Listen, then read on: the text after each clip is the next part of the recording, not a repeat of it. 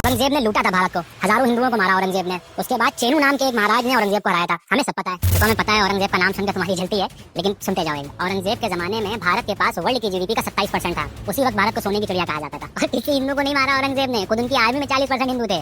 और किसी चेनू महाराज ने नहीं हराया था उनको। 315 साल तक मुगलिया सल्तनत खड़ी रही है। हाँ, मूवीज में हराते हैं हर साल बॉलीवुड की। तुम्हारे ज्ञान की जरूरत नहीं है हमें, हमने सब पढ़ा व्हाट्सएप यूनिवर्सिटी। वह हुआ मलिकुल हिंद, सुल्तान औरंगजेब। दोस्तों, हिस्ट्री जो है सिर्फ किताबों तक सीमित नहीं है, बल्कि आजकल सोशल मीडिया पे भी लिखी जा रही है।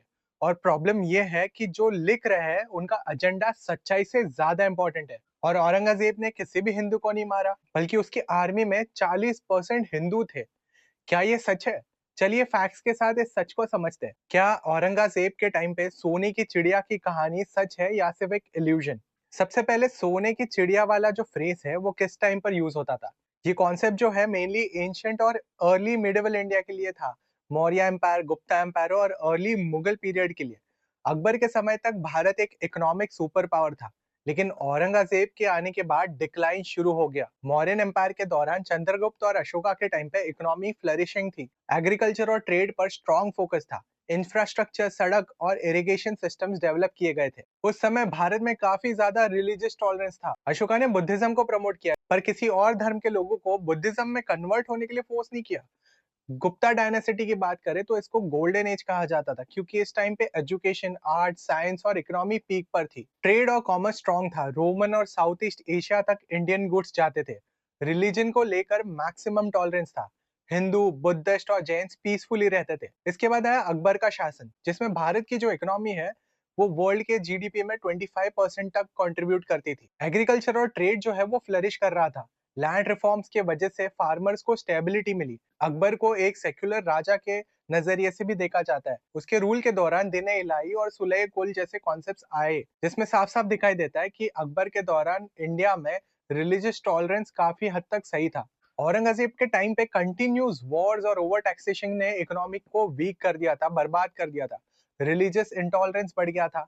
जिजिया नाम का जो टैक्स था वो दोबारा लगाया गया। इंफ्रास्ट्रक्चर और डेवलपमेंट पर फोकस बिल्कुल नहीं था, बस मिलिट्री एक्सपेंशन पर ध्यान दिया जा रहा था। तो अगर भारत जो है वो सच में अगर सोने की चिड़िया था, तो क्या औरंगजेब के बाद ही मुगल एम्पायर का डिक्लाइन शुरू होता? चलिए ये भी समझते हैं कि औरंगजेब जो था वो एक सेक्युलर किंग था या एक्सट्रीमिस्ट। अब ये कह रहा है कि उसके आर्मी में 40% हिंदू थे, ठीक है, मान लेते हैं। इसका कोई परफेक्ट आंकड़ा तो नहीं है, लेकिन मान लेते हैं। लेकिन क्या हिंदू आर्मी होने से कोई सेक्युलर हो जाता है? हाँ, मुगल आर्मी में कई हिंदू जनरल्स थे, जैसे राजा जय सिंह, जसवंत सिंह। लेकिन ये अकबर के समय से चला आ रहा एक सिस्टम था। और औरंगजेब की जिस तरह से पॉलिसीज थी वो बिल्कुल नहीं बताती कि वो एक सेक्युलर किंग था। रियलिटी ये है कि औरंगजेब ने मैक्सिमम हिंदू टेम्पल्स को तोड़ा। काशी विश्वनाथ, केशव देव मंदिर, सोमनाथ, ऐसे कई मंदिरों को तोड़ा गया था। जिजिया टैक्स जो कि अकबर के टाइम पे बंद हो चुका था, वो इस बुद्धिजीव ने फिर से शुरू किया। और ये टैक्स सिर्फ नॉन मुस्लिम्स पर अप्लाई होता था। सिख गुरु तेग बहादुर को मारा गया।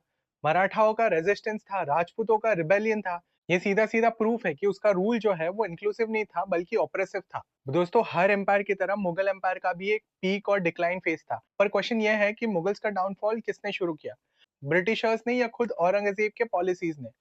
औरंगजेब की जो रिलीजियस एक्सट्रीमिज्म थी और एक्सेसिव टैक्सेशन सिस्टम था, उसने रीजनल पावर्स को बगावत करने पे मजबूर कर दिया। मराठास हुए, राजपूत हुए, सिख हुए, ये सारों ने मिलकर रिबेलियन शुरू कर दिया था, रेजिस्टेंस शुरू कर दिया था। दक्कन की कैंपेन में औरंगजेब ने अपनी इकोनॉमी बर्बाद कर दी। 25-30 साल सिर्फ रीजन के कंट्रोल बनाने के लिए लड़ना एक सुसाइडल स्ट्रेटेजी थी। औरंगजेब के डेथ के बाद मुगल शासक सिर्फ एक नाम के राजा बने रहते थे। रियल पावर तो डिफरेंट रीजनल स्टेट्स के हाथ में चली गई थी। ये औरंगजेब के टाइम पे भारत का जीडीपी जो हाई था, इसका क्रेडिट औरंगजेब को नहीं, बल्कि पुराने स्टेबल इकोनॉमिक सिस्टम्स को जाता है, जो अकबर और उसके पहले के रूलर्स ने डेवलप किया था। औरंगजेब की जो पॉलिसीज थी वो तो एक्चुअल इकोनॉमिक डाउनफॉल का कारण बनी। औरंगजेब को अगर देखा जाए तो इसकी कंपैरिजन में मौर्य, गुप्ता और अकबर के टाइम पे इकोनॉमी ज्यादा बेटर थी और लोगों की लाइफस्टाइल भी बहुत ज्यादा स्टेबल थी। ट्रेड और प्रॉस्पेरिटी पर ध्यान दिया जाता था, ना कि अननेसेसरी वॉर्स और ऑपरेशन पर। हिस्ट्री को समझना जरूरी है और उसे अनबायस्ड तरीके से देखना और भी जरूरी है। सिर्फ इसलिए किसी को महान बनाने की कोशिश करना क्योंकि वो हमारे धर्म या हमारे समुदाय से बिलोंग करता है, हिस्ट्री को डिस्टॉर्ट करने जैसा है। औरंगजेब भी एक इंसान था, ना कि कोई देवता, ना शैतान। उसने मुगल एम्पायर को स्ट्रॉन्गेस्ट भी बनाया और उसी एम्पायर को कोलैप्स भी कर दिया। और अगर हम फैक्ट से सीखना चाहते हैं तो हमें हिस्ट्री को सच्चाई से देखना होगा, ना कि किसी बायस से। ये तो बिल्कुल नहीं कि वो मेरे रिलीजन या कम्युनिटी से बिलोंग करते हैं इसलिए वो बिल्कुल सही है। तो दोस्तों आप क्या सोचते हो, क्या औरंगजेब के टाइम पे सोने की चिड़िया वाला क्लेम जो है वो सच है या इल्यूजन? कमेंट में जरूर बताओ। और अगर आपको सच सुनना पसंद है तो वीडियो को लाइक जरूर करना और चैनल को सब्सक्राइब करना मत भूलना। Thank you for listening. जय हिंद।